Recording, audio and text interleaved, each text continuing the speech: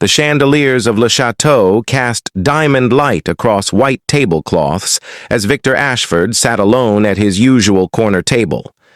At 72, the billionaire tech mogul had seen every form of human greed imaginable.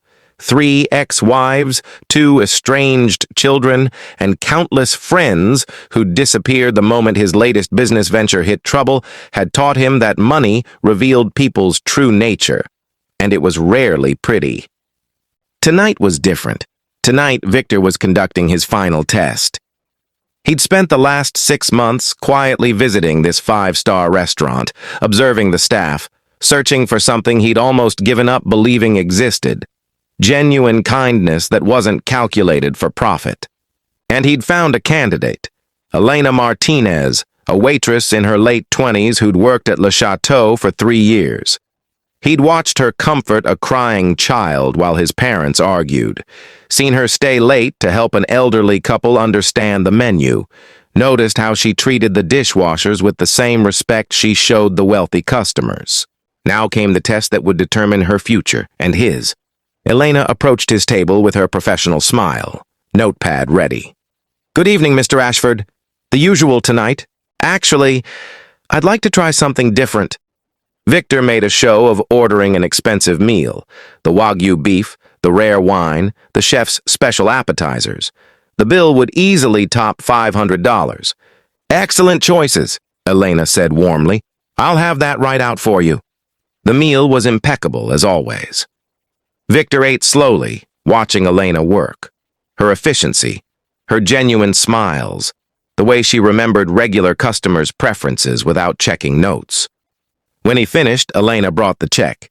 Victor glanced at the total, $547.82. He pulled out his wallet, made a point of flashing the thick stack of $100 bills inside, then slowly counted out exactly $550. And for the tip, the moment that would define everything, he placed a single $5 bill on the table. $5 on a $500 meal, less than 1%. An insult, really, in a restaurant where 15 to 20% was standard. Victor watched Elena's face carefully as she returned to clear the table. Would she comment? Complain? Let her smile slip into resentment? Elena picked up the payment, counted it, and saw the $5 tip. For just a moment, less than a second, something flickered in her expression. Not anger, but surprise. Then her professional mask returned. "Thank you very much, Mr. Ashford. Have a wonderful evening." She turned to leave, and Victor felt a pang of disappointment. So she was just going to take it without comment? Maybe he'd misjudged her after all. "Excuse me, sir?" Victor looked up. Elena had returned, holding the $5 bill. "I can't accept this," she said quietly. "Why not? It's your tip." Elena took a breath. "Mr. Ashford, I've served you 23 times in the past 6 months. You've always been generous, sometimes too generous. 20, 30, even 40% tips. Tonight you leave $5 on a $500 meal.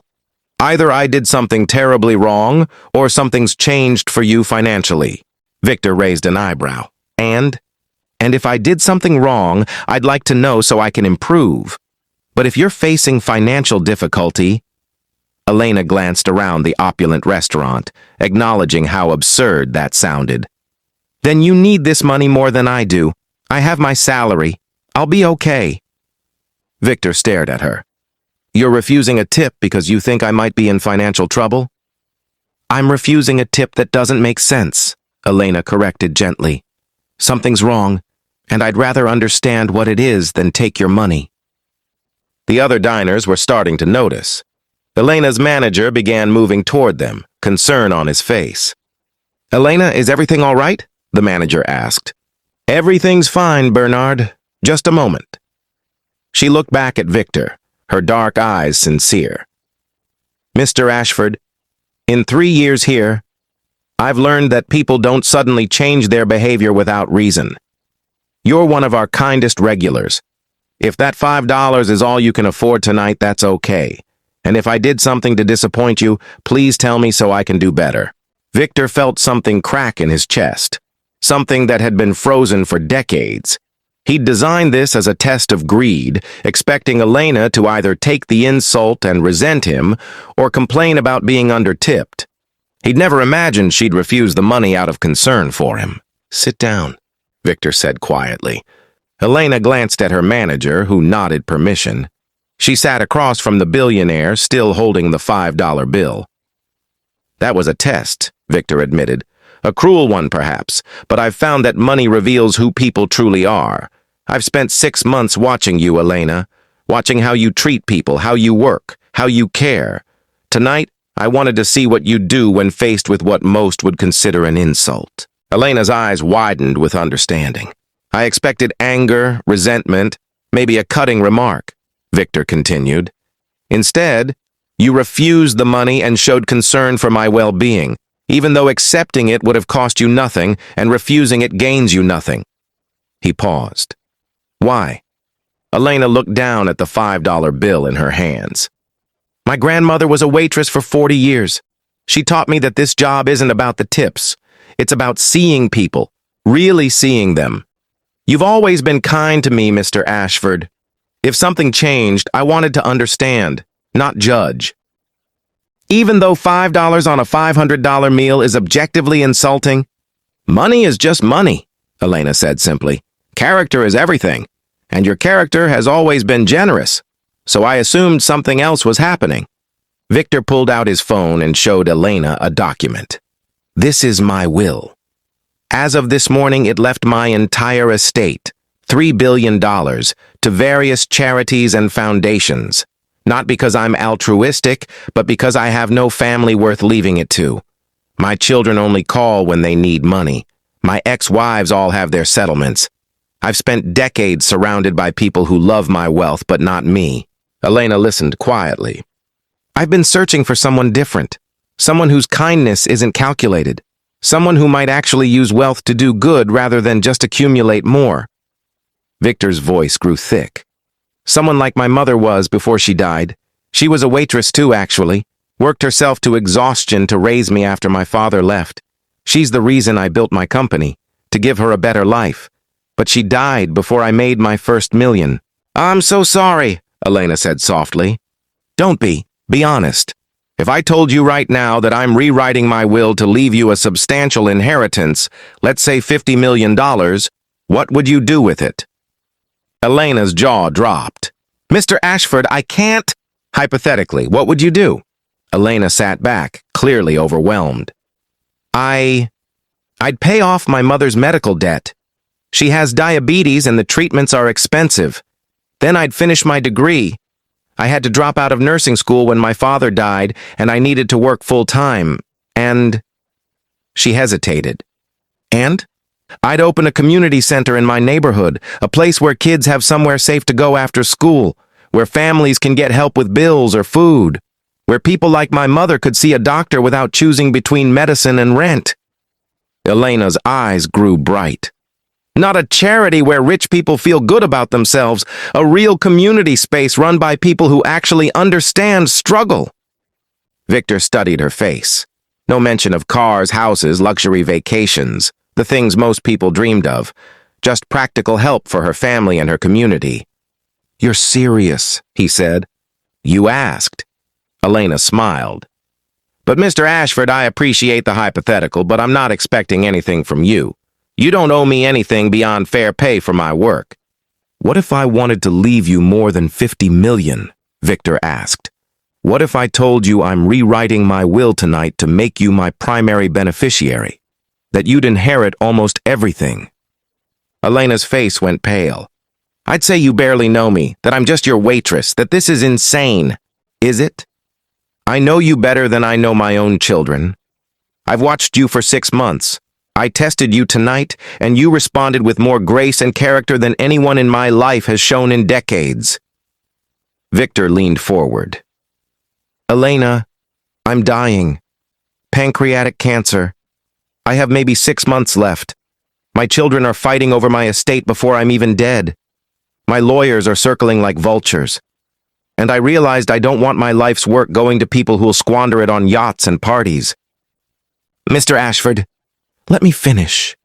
I want my money to go to someone who will use it the way my mother would have, to help people, to build something meaningful, to remember that wealth is a responsibility, not just a privilege. Victor's voice broke. You refused $5 tonight because you cared more about my well-being than your tip. That's worth more than $3 billion to me. Elena was crying now. I don't know what to say. Say you'll accept. Say you'll use this money to build that community center and more. Say you'll prove that kindness isn't weakness, it's strength. Elena looked at the $5 bill still in her hand, then at the billionaire across from her. A dying man searching for meaning in his final months. On one condition, she said finally. Name it. You have to be part of it. The community center, the projects, all of it. You have 6 months. Spend them building something that matters, not just signing papers and waiting to die. Come meet the families you'll be helping. See where your money goes. Make your mother proud not just with what you leave behind, but with how you spend your final days. Victor felt tears on his face, the first he'd shed since his mother's funeral 50 years ago. Deal. 6 months later, Elena stood at the grand opening of the Ashford Community Center, a beautiful facility in her old neighborhood with medical clinics, after-school programs, job training, and free meals. Victor had lived to see it completed, spending his final months not in a hospital bed, but in the community he'd helped build. He'd died 3 weeks ago, surrounded not by lawyers and estranged family, but by Elena, her mother, and a dozen children from the center who'd drawn him pictures and called him Abuelo Victor. His will had indeed been rewritten. Elena inherited $2 billion with instructions to continue building community centers across the country. His children got trust funds, enough to live comfortably, but not enough to waste. The rest went to charities Victor had carefully selected with Elena's help. The children contested the will, of course. But Victor's lawyers had made it ironclad, complete with video testimony explaining his decision. I left my fortune to Elena Martinez because she showed me something I'd forgotten existed. Kindness without calculation. She refused $5 because she cared about my well-being more than her tip. That's who should inherit my life's work. At the community center opening, Elena placed a plaque near the entrance. The Ashford Community Center, founded by Victor Ashford and Elena Martinez. In memory of Dorothy Ashford, waitress and mother, who taught her son that wealth means nothing if you don't use it to serve others. Character revealed in small moments is character you can trust forever. VA. Below the plaque, in a small frame, was a $5 bill, the tip that changed everything. Because sometimes a test designed to reveal greed reveals grace instead. Sometimes a $5 tip on a $500 meal is worth $3 billion. And sometimes the person who refuses your money is exactly the person who deserves it most. Victor Ashford had spent his life building wealth.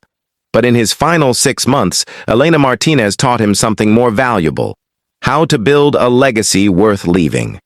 The billionaire had tested the waitress, and in passing his test, she'd taught him how to finally pass his own.